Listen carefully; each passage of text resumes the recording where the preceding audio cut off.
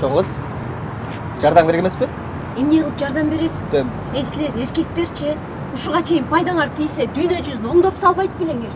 Үйдө батыр, жоодо жоктор.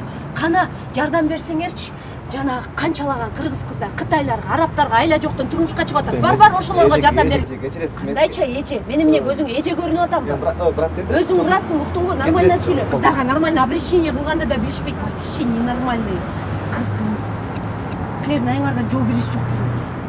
Кыздар, эгерде милиция келип калса, коркпогула, алдыга кете беребиз. Келин деле адам. Эркектерге караганда күчтүүрөөк. Эмне үчүн чайды жалаң гана келиндер куйуш керек? Эркектер өздөрү деле куйушсун. Биз эркектерге караганда күчтүүрөөк болобуз. Азыр, ооба, барып калам. Азыр.